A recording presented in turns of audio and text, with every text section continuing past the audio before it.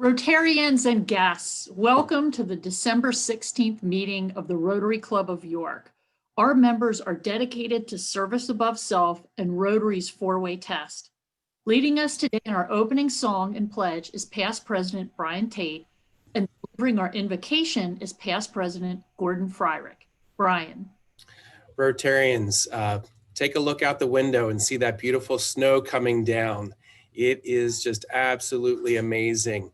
So I'm glad to lead us all in the singing, and please join me, the singing of America the Beautiful.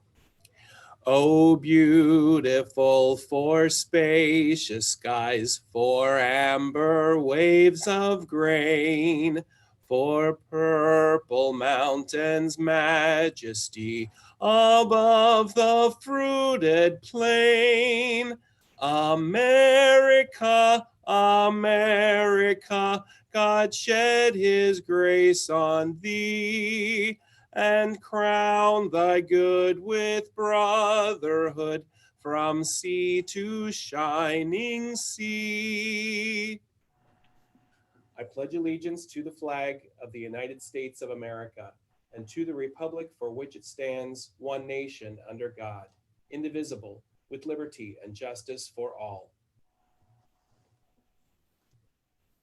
Thank you, Brian. This is a special time. Today is the 6th day of Hanukkah. Christmas is only 9 days away. Kwanzaa is the day after that. The common denominators are candles and light.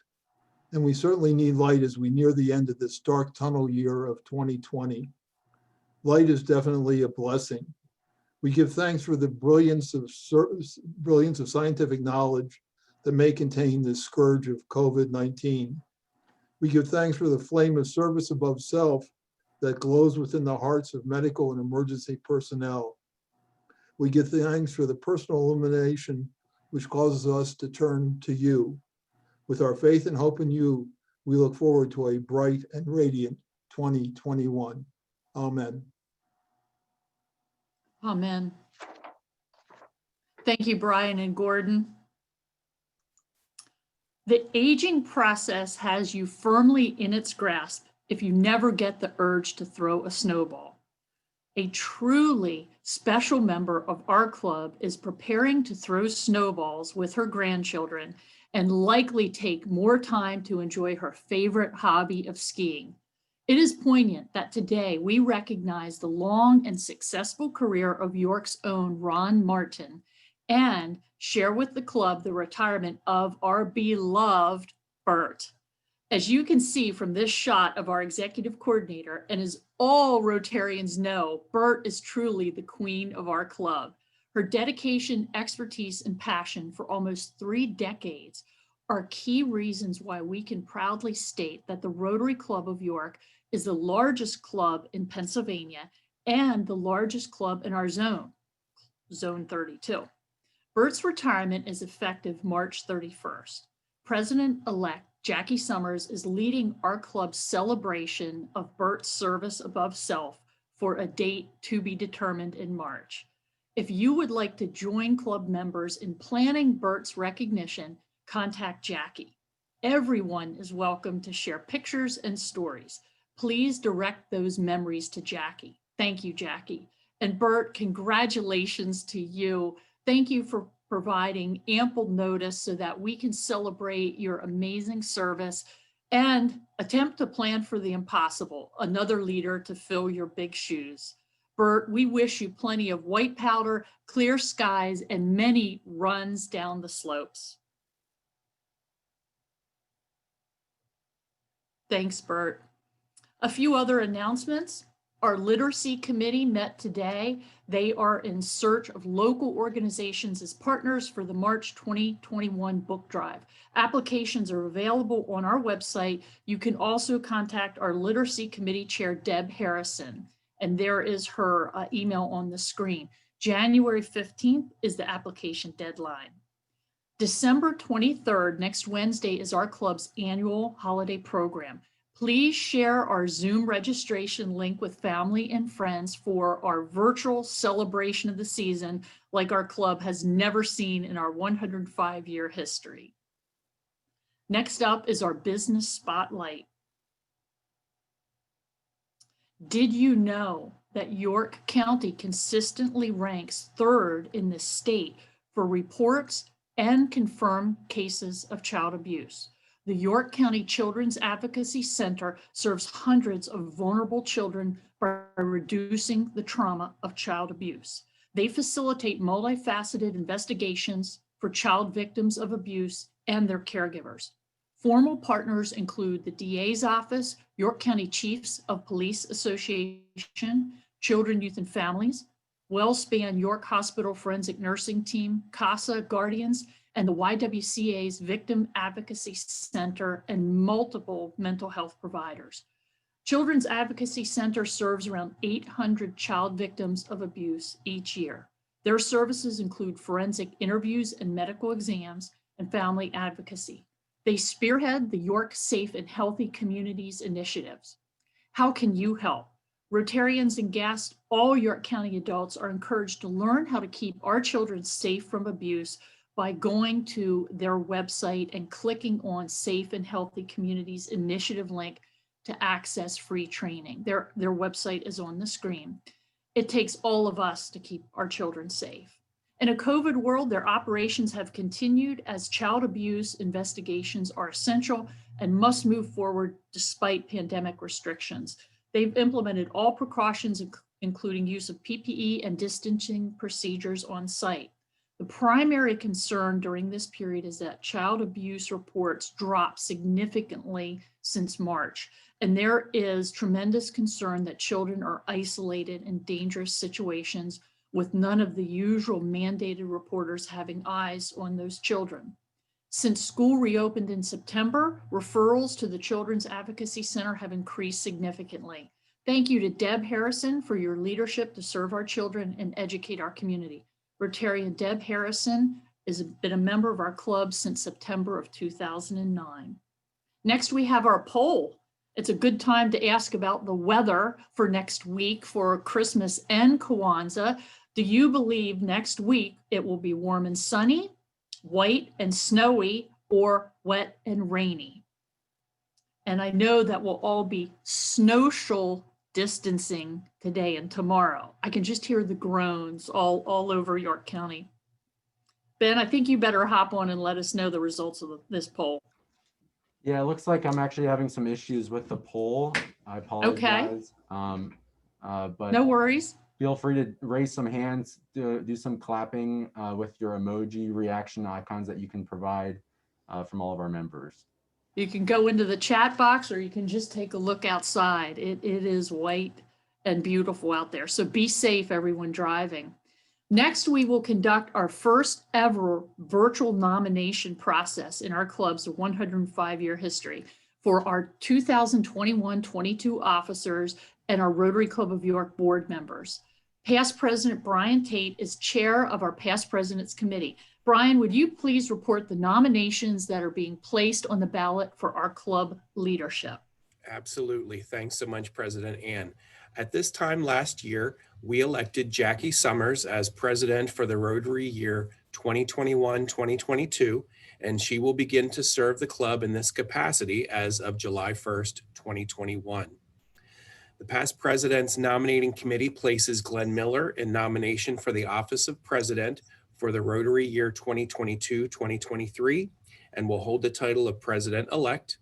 Aaron Jacobs in nomination for president-elect nominee, and Doug Berman in nomination for financial vice president. Mike, are you on to object or to second today? I am going to second that, Ann. Thank you. Additional nominations from the floor. Okay. Not seeing any pop up in the chat, so I move that the nominations for president, president-elect, president-elect nominee, and financial vice president be closed. Second. Yep, it looks like, and the vote carries to close the nominations. Excellent. Thank you, Ben. Okay, the past president's nominating committee places the following individuals in nomination to serve for the 2021-2022 Rotary year on the board of directors. They are J.T. Hand, Bill Hartman, Alan Roth, and Layla Charnetska, with Courtney Bailey, Dennis Bachman, Steve Feldman, and Chris Topf continuing for their second year. Thanks, Brian. Is there a second? There is. I would like to second that, Ann. Thanks, Mike. Any additional nominations from the floor or the chat room? And it looks Seeing like none- the vote carries. Yep. Seeing none, I move that the nominations for the Board of Directors be closed. Second.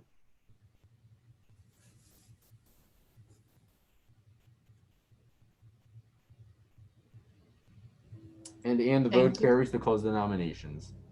Fantastic. Thank you, Ben. Thank you, Past President Brian, Past President Mike. Congratulations to all the nominees, and we will see you back here next week to call for the vote.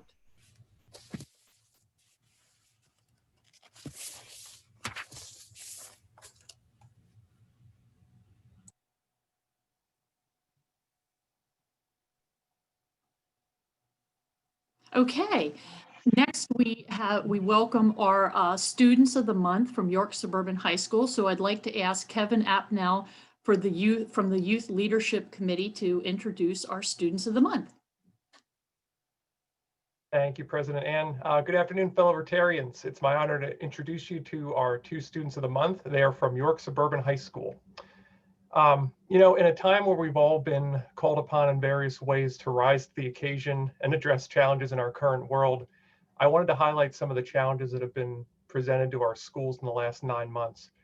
Our teachers have been tasked really with finding new ways to engage students virtually, and in some cases, teaching in-person classes and providing online instruction and support to the students who are not attending in person.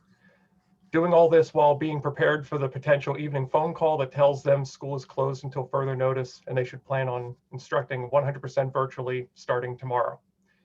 Our students have been called upon to use technology to learn from distance, to forego some of the more enjoyable school experiences many of us were afforded, such as eating lunch with their friends in the school cafeteria, playing in or attending sporting events, and attending their homecoming dance or their prom. Our current generation of students and their educators are not given enough credit for the flexibility and the resiliency that they've possessed.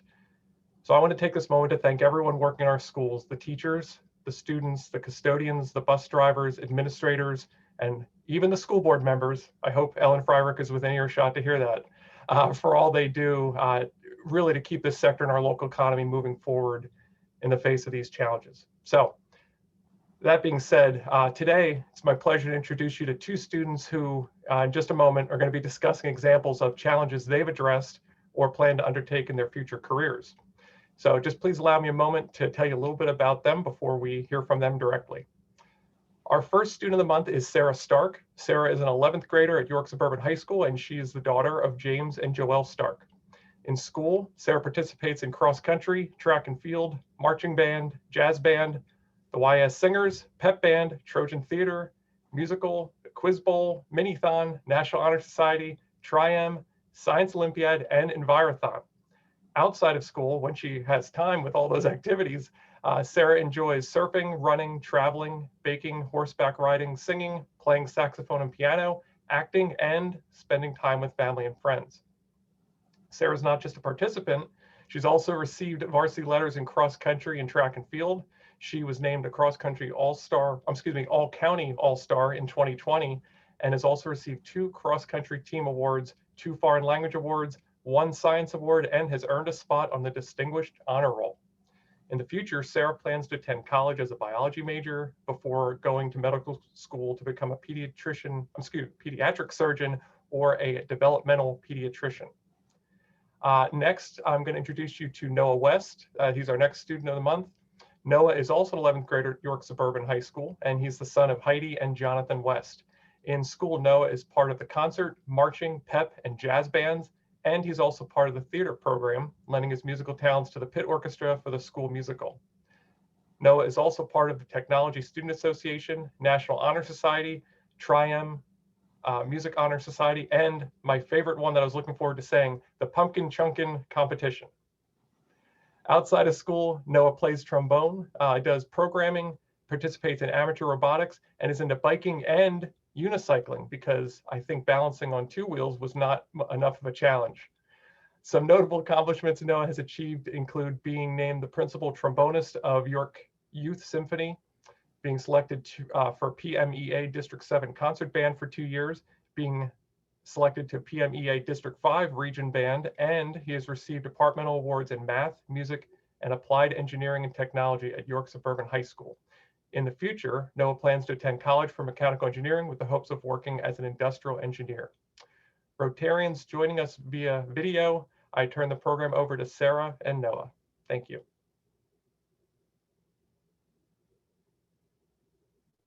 Hello, everyone. While I would much rather have been able to meet all of you in person today, I'm grateful for the opportunity to speak with you. As you may know, my name is Sarah Stark, and I am a junior at York Suburban High School. I'm extremely interested in biology and a future career in medicine. Today, I'm going to be talking about a seemingly unrelated topic, my family. This is a picture of my brother, myself, and our cousins, ages 7 to 19. Of those 7 cousins, 6 of them are male. All 6 of them have some sort of neurological deficits and learning disabilities. This ranges from Asperger's and autism to severe ADHD and severely stunted growth. The mothers of those 6 male cousins are sisters and my aunts. My dad is one of 5 children, 3 males and 2 females. His brothers never had any children, and both my brother and I are healthy. One of my aunts has 3 sons and 1 daughter. Her daughter has no deficits either. So I believe that there is a gene on the Y chromosome, which my aunts are carriers of, that causes autism and other kinds of deficits. While autism is a multifactorial condition, I believe that genetics are a huge part of it. Genetics are the main cause of other developmental conditions. Trisomy 21 is also known as Down syndrome. Genes known to cause Huntington's disease, Alzheimer's, and Parkinson's have all been discovered. I grew up spending lots of time with my cousins, wondering how they thought, and it really fascinates me. My relationship with them is why I want to study autism, and it's a large part of why I want to go into medicine. I would love to research autism, find some genetic markers, and work with children in my future.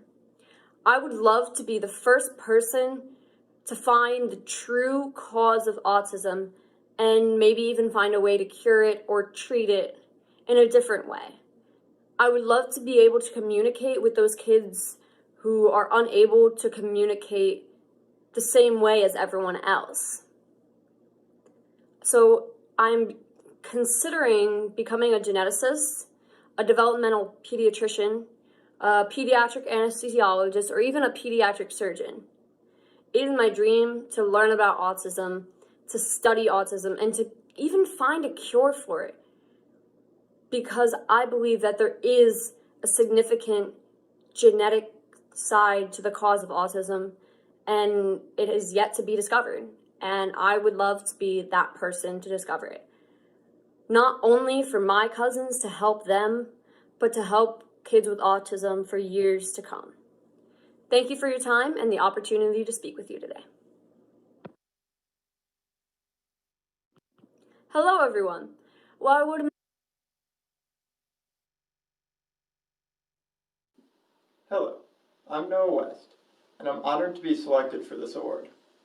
One club that has had a large impact on me is the Technology Student Association, a national organization with local chapters at various high schools, and which hosts a variety of STEM-based competitions that students can compete in at a regional, state, and national level.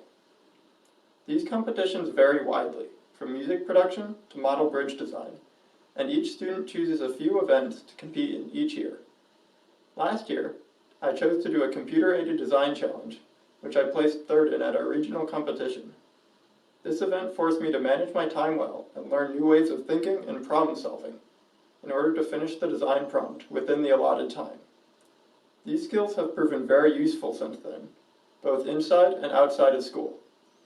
I also participated in a model flight competition where contestants build and fly ultralight rubber-powered airplanes. which are supposed to stay in the air for as long as possible. This was my favorite event that I did, and this is the plane that I built for it. Although it was incredibly difficult and time-consuming to build the plane and tune it to fly properly, it was very rewarding when it finally worked. The plane weighed only 9 grams, but flew for a total of 90 seconds, which was enough for me to win the event at our regional competition. Building this plane forced me to take the time to get every detail right, and also gave me the opportunity to gain a deeper understanding of airplanes, which fascinate me. Both of these competitions, and the Technology Student Association as a whole, have challenged me and helped me to become a better problem solver, as well as teaching me real-world skills, like computer-aided design. I will continue to make use of these skills as I pursue a career in mechanical engineering, and this is why I consider TSA one of the most valuable experiences I've had in high school.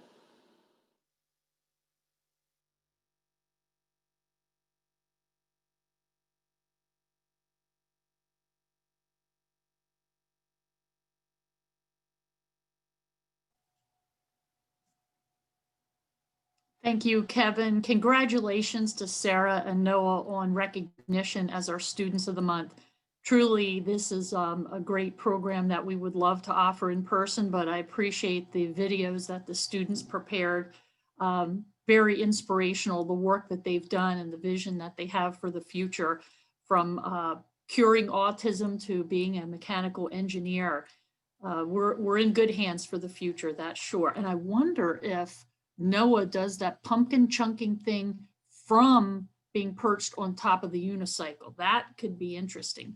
Also like to thank Suzanne, their high school counselor, who joined us today as well. Suzanne, we hope that when we are back meeting in person after the vaccine makes its rounds through our community, that you and Sarah and Noah would join us for lunch coming up sometime this summer.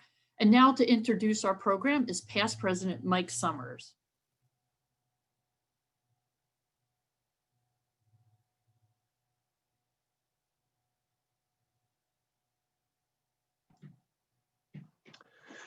Hello, everyone. I don't know where Kevin is virtually, but man, I want to go there. That's an awesome place that you are virtually at, Kevin.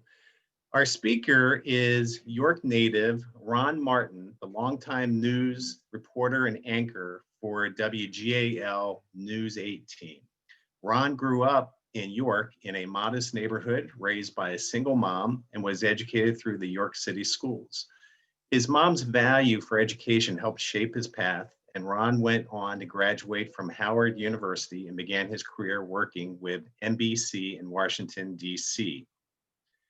He returned home to work as an anchor and reporter on WSBA radio in York, followed by a stint as a TV news reporter on WHPTV 21 in Harrisburg. Before long, Ron was hired by WGAL News 8 in 1983 and began a 37-year career, starting as a beat reporter and culminating with his anchoring the evening news and becoming that local smiling face that everybody knew. Ron will speak on his journalistic journey and longevity of reporting the news in our local markets and discuss some insight into the TV news team and our community.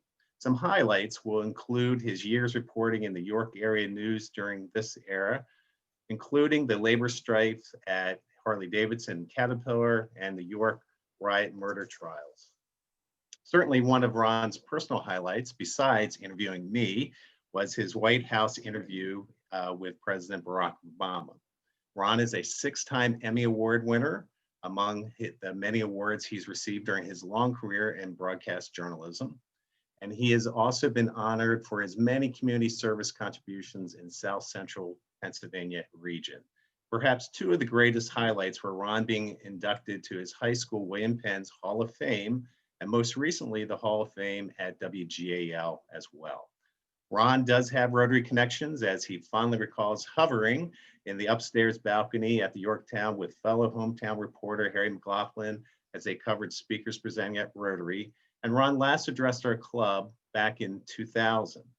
Retiring last month after 4 decades of journalism, Ron continues to be held in the highest regard as a respected voice and source of information for our community, and serves as a role model for many youth in our community. Well, Rotarians and guests, please warmly, virtually welcome Ron Martin.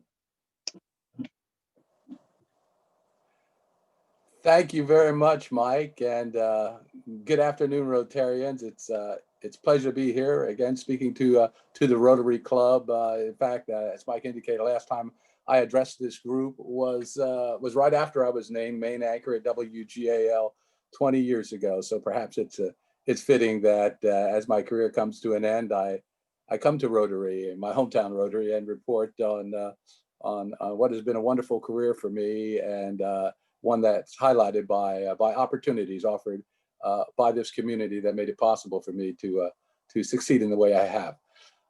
It's also great to be here on a day like today. You know, this is the first time in more than 40 years when I'm at home during a major snowstorm. Normally I'm out and about, reporting on the news and reporting on how the storm is affecting daily life in our areas. But now no worries for me having to drive across Route 30 and Route 462 in a snowstorm on my daily commute to work at the Lancaster station. Instead, I'm home, nice and warm, sipping my coffee. I told my colleagues before I left, I said, I can't wait until the first major snowstorm so I can look out my picture window, sip coffee, and say, those were the days. It is wonderful to be retired. Now, before I begin, I like to give a special thanks to my old friend Brad Jacobs, who invited me to speak to Rotary. Back in the spring. If Brad is there, I just like to say thanks, Brad. You know, throughout my career, Brad always had a word of support for me in so far as what I would do, and he also had an occasional news tip. So if it had to do with county government, I could always depend on Brad to be the leak. Just kidding, Brad. He was a good source for political news, and for that, I'd like again say thanks for being my friend and willing to take my calls. Not always an easy thing for reporters these days. Also, hello to Rotary Club President Ann Druck. We go back a long way to her days as the head of the York County Visitors Bureau. The agency's come a long way since those days, Ann. Congratulations on that, and of course your current success in our community. To Rotarians, sorry it took me so long to get here. Like I said, I was invited in the spring, but with COVID-19, our schedules have been changed and sort of taken over, hijacked by the virus, if you will. You know, I personally lost my mother to COVID over the summer. In fact, I too had COVID back in June, but fortunately for me, it was a mild case and I was able to ride it out at home. But for my mother, she was a stage 5 renal patient, and while she got over COVID, it had took such a toll on her body that she was 85 years old, and her body just sort of gave out, and she passed at the end of July. So it's been a hard year, tough year, but a year nonetheless that we all go on living and hope that day will come soon when we're past this scourge of coronavirus. I'd like to talk, as Michael indicated, about my nearly 50 years in broadcast journalism, specifically my 37 years at WGAL. I'll talk briefly about the changes I've seen, about how the new media, Facebook and Twitter, have sort of affected how we gather and present the news, and afterwards, I'll then open it up to questions. Let's begin with my favorite subject, me and the team I worked with all these years. And of course, it begins with Kim Lemon, my friend, co-anchor, TV wife, if you will. You know, we all auditioned back on the same day in 1979, interviewed by WGAL's iconic TV personality, Mary Jane Landis, who hosted that popular kids show, Percy Platypus. Kim always reminds me that after that interview, she got the job and I went back to radio. But I'm getting a little bit ahead of myself, and I'll get back to that earlier. I'm going to tell you about my earliest memories growing up in York. They were on Princess Street between Pershing Avenue and Beaver Street, where my grandparents had a restaurant and a pool hall. As I said, I went to New York City schools in the 60s and early 70s. I was a young teenager back during the riot years of 68 and 1969, 70. It was an angry time in our town, but and in our schools for that matter. But with time, we healed. Focusing on the positive, York City schools piqued my interest in journalism. I remember that first article I wrote for a school newspaper in junior high. It was about the effects of drugs and alcohol in my neighborhood, how it affected us as young people. A lot of my fellow students walked up to me afterwards and said, Ron, I could relate to that. And it just hit me, the power of the written word and consequently the power of the press. And I thought maybe this is something I wanted to pursue. At York High, I was bitten by the journalism bug. I wrote for the school newspaper, the York Highlights. Around the same time in my life, I met a person, an African-American reporter who'd go on to be my mentor and role model. He was a reporter with the old York Gazette and Daily. His name was Vernon Womble. And Vernon was a newspaper man. And given the success I was having in journalism, I figured I'd too pursue this journalism as a career path. But that would quickly change when I went to Howard University in Washington, D.C. to study journalism and communications. There I majored in journalism and minored in broadcasting. But while in DC, I was fortunate enough to get a position with NBC News in Washington as a copy boy, also known as a desk assistant. Great job for a college student, paid well, helped pay my schooling for that matter. I worked at NBC between 1973 and 1977. I was a gopher whose job was to go for this and go for that. With my primary job, though, to deliver wire copy. Remember that York Daily Record reporter, my mentor? Well, he would go on to become a desk editor at NBC News. And that's how I got my position there. Before the advent of computers, the news was brought to us by way of wire machines. Those big nosy typewriter machines that went clickety clack in a room. And as a copy boy, a desk assistant, my job was to provide that news wire from the Associated Press, United Press International, and Reuters to the reporters and editors who were working in a newsroom. We were still a long way from the technological advances that we saw in the 80s and 90s, and of course the new millennium. So again, my job was to deliver the wire to reporters and editors. At that time, the big stories, Watergate, Nixon resigns, Muhammad Ali defeating George Foreman, Jimmy Carter beating Gerald Ford, just some of the news bulletins that came across, my way during my time at NBC. Also memorable, the Carter inaugural and the 1976 bicentennial celebration. Both of those events, I was in a network control room running wire copy. But again, being around folks who were, some of the best in the business. John Chancellor, even David Brinkley. I delivered wire copy to Brinkley, which I really got a kick out of. I was never so intimidated by walking into a man's office. He had this big corner office at NBC in Washington, but he's a nice guy and a gentleman, and I will always admire just being in his company and to see how he worked, which was the greatest advantage of being there, was to see how the best in the business worked.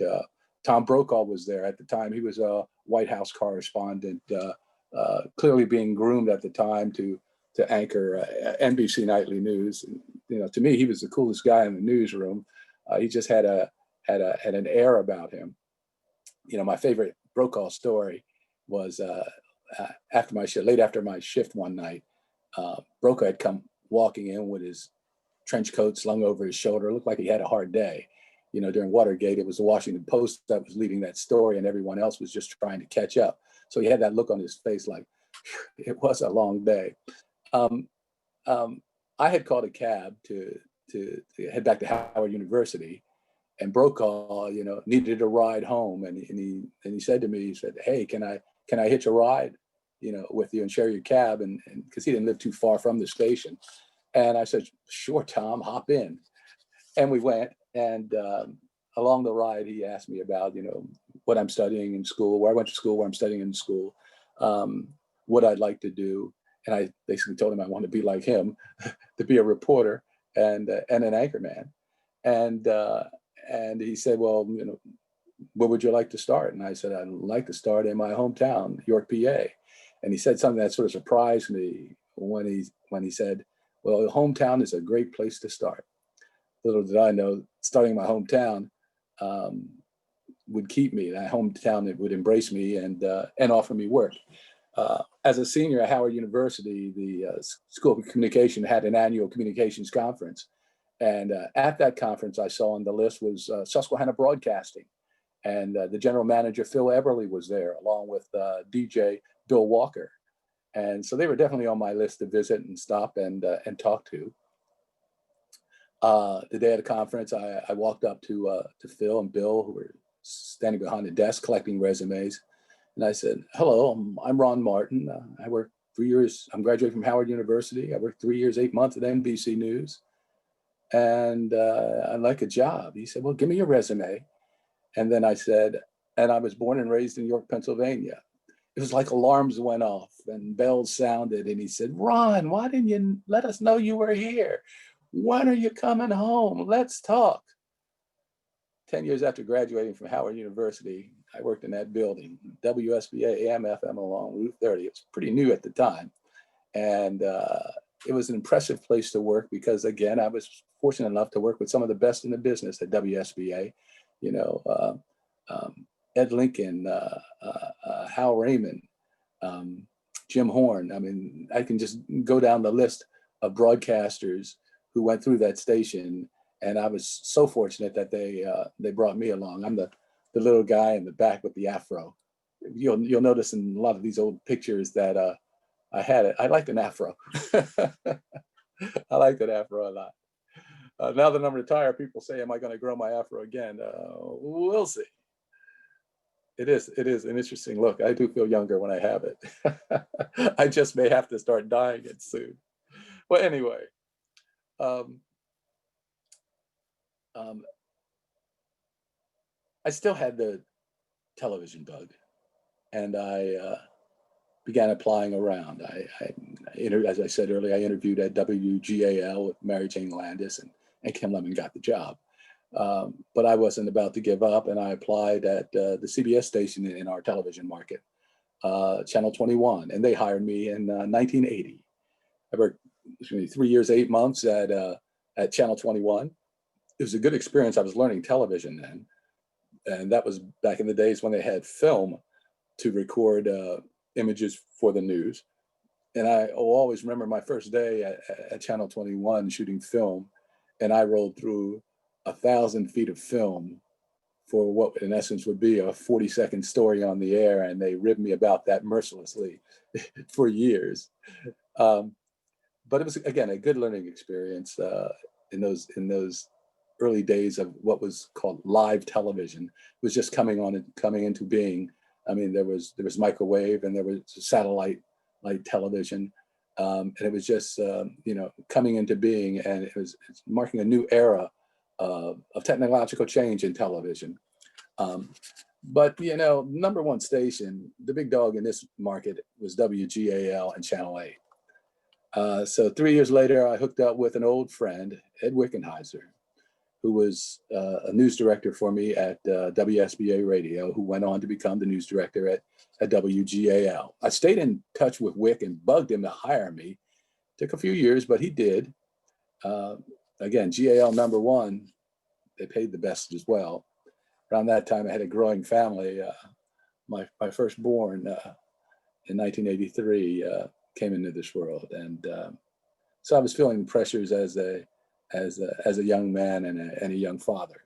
So anyway, Wickenheiser hired me in June of '83 as a reporter, first in the Harrisburg office. They had opened a New York office, and they brought me on board.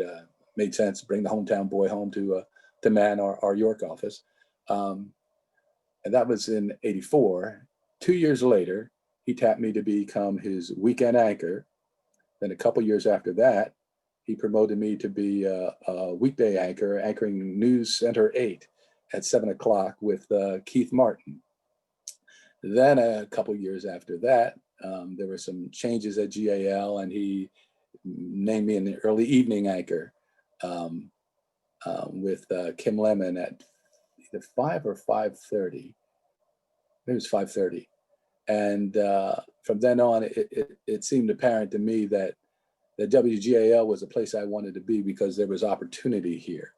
You know, Wickenheiser, when he first interviewed me or told me he was going to hire me, he said, "This is a good place to work because you can make a home here." Little did I know that the opportunities just made it possible for me to stay and to raise my family and to be happy. In 2000, the year 2000, though, the job that I really wanted came my way, and that was to be main anchor. And I was named main anchor of News 8 at 5, News 8 at 6, and News 8 at 11 in June of 2000. And now for the past 20 years, I did the main anchor at the top rated station in the Susquehanna Valley. I've won 6 Emmys, numerous awards, milked a lot of cows in media celebrity contests. But it's been good to me. And, you know, I'm a York High grad, member of the WGAL Hall of Fame, as was mentioned earlier. I was awarded an honorary doctorate degree for public service from Stevens College of Technology in Lancaster. When you're representing a television station as a news anchor and even as a reporter, you're expected to do a certain amount of community service. And I always embraced it because I always believed in giving back to the community. And I did a number of community service events in York, Lancaster, and Harrisburg, and won, you know, recognition for that. In fact, I've also won the, not to be bragging about awards, but they just mean something to me. And specifically the Community Service Award, the annual Community Service Award from the Salvation Army in York was presented to me in 2017. And that meant a lot too, because as a kid growing up in York, I used to go to the Salvation Army. And the Salvation Army was a place that had supported me through its programs and my friends. And so there'll always be a special place in my heart for the Army and the good work that it does in our community. But let's talk about TV news. TV news has grown and flourished as a central part of daily life. First, as I said, with microwave transmission, then satellite transmission, and now with internet technology, we've been able to bring breaking news into your home almost instantaneously, which is kind of scary because as reporters, the pressure is on not only to get it on first, but to get it right. And when you're under the pressure, when the technology puts you under the pressure to get it on the air, you know, as soon as you can, it's possible that mistakes can be made, and that's where our training comes in to keep that kind of thing to a minimum. These days, news can be received from any number of media outlets any time of day, so anyone can learn what's going on without having to wait until the 6 o'clock news, which in itself, you know, is a challenge. You know, no longer do viewers have to wait until they get home from work at the end of the day, or at least until the 6 o'clock news.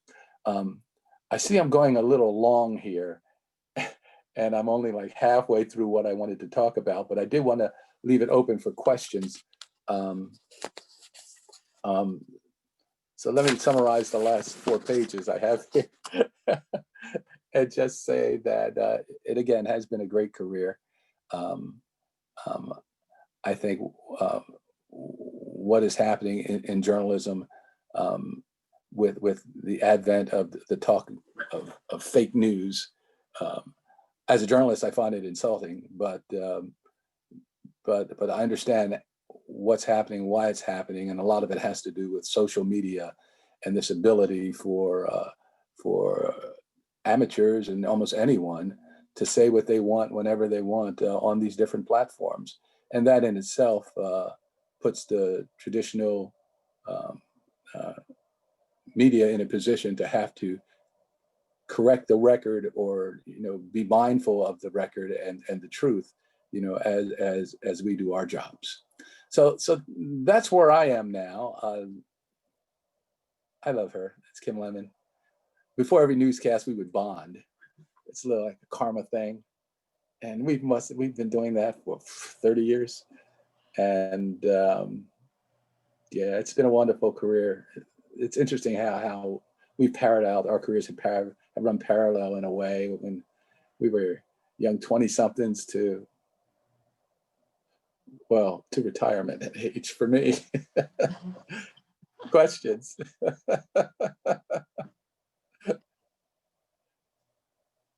Well, Ron, we're just so proud that you joined us today to report on what has been a wonderful career, 5 decades as a broadcast journalist and 20 as the main anchor, 6 Emmys.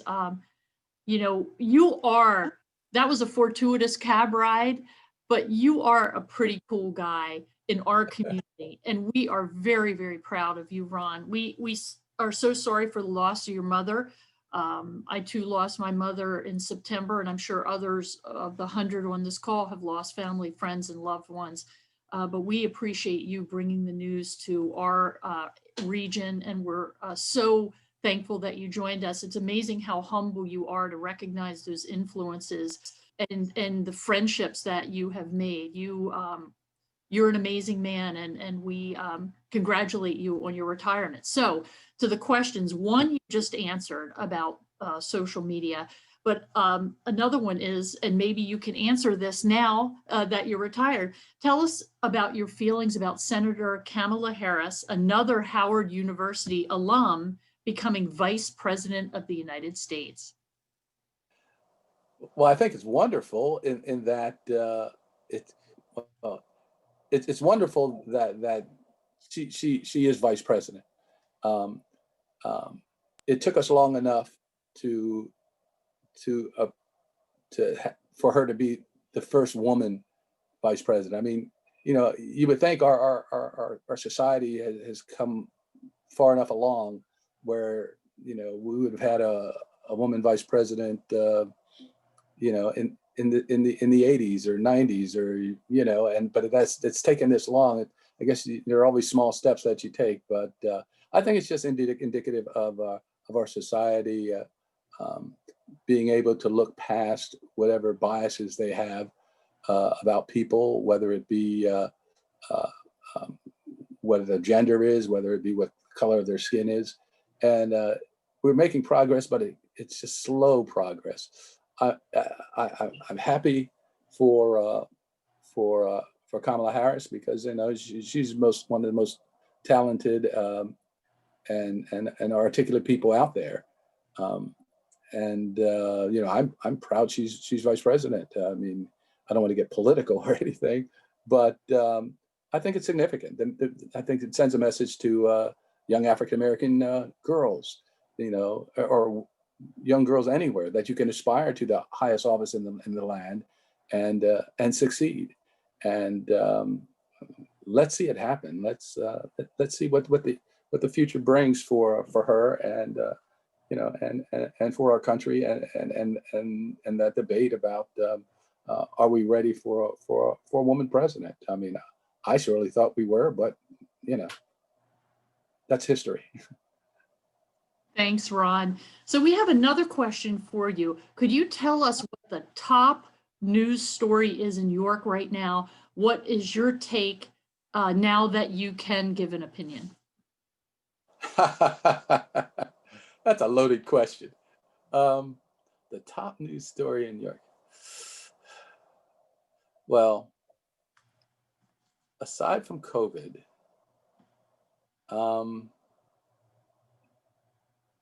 I would think it would be downtown development. I think we've made great strides, but I think there's still more we can do, more that needs to be done to maintain what appears to be a momentum that has started to begin turning around economic development downtown. It slowed because of this year. This year just ruined any momentum, we had. But once the restaurants reopen and the businesses can get back on their feet, there are a lot of positive things happening in the city, and I'd like to see it continue. So I guess the top story is economic development and getting our feet back on the ground and pick up that momentum again. That's a good one, Ron. One more question for you, the final question. When you enter journalism, a large number of people seem to trust the news to be truthful. Oh, love that picture. that was one of my favorite high school pictures. I guess it keeps popping up. So were you inducted into the Hall of Fame for your basketball skills or for your academic skills? Well, I think it's for my achievements as an adult. As a high school kid, I was a high school kid, another kid with an afro. In this case, I wasn't a basketball player; I was the manager. But the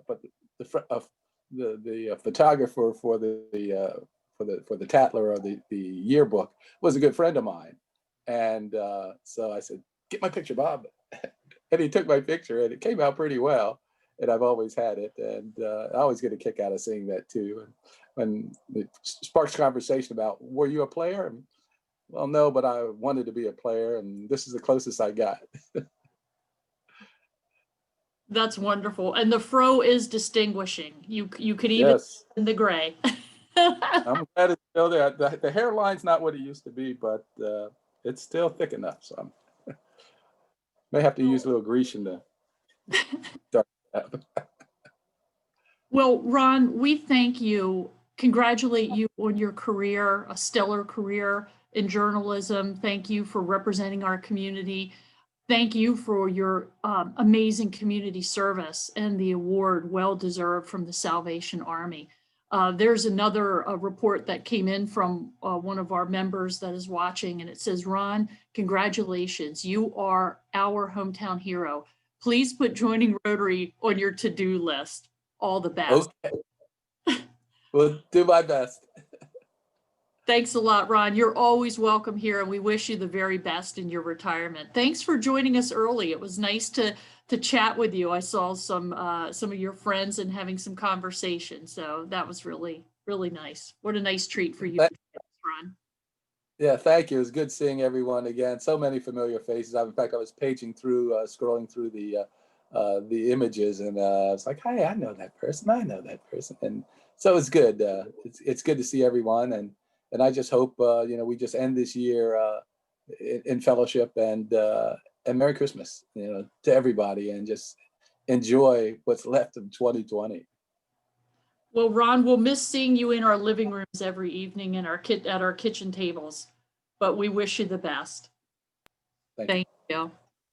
Ron, in honor of your joining us today as our speaker, we have a book donation, and the book is Don't Ask Me Where I'm From by Jennifer DeLeon.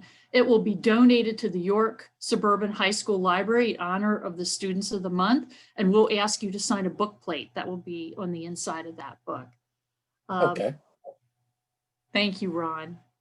Members and guests, you're welcome to join us next Wednesday. It will be our virtual holiday program. Next week will feature Rotarian Cal Weary and the Weary Arts Group performing holiday hits. Remember to log into Zoom beginning at 11:30 to visit with your fellow Rotarians. Rotarians and guests, you're all welcome to join to wear holiday attire when you join us next week. I hope you have a safe day, safe week. And our closing song for your enjoyment is Judy Garland singing Merry Christmas. Take care, all.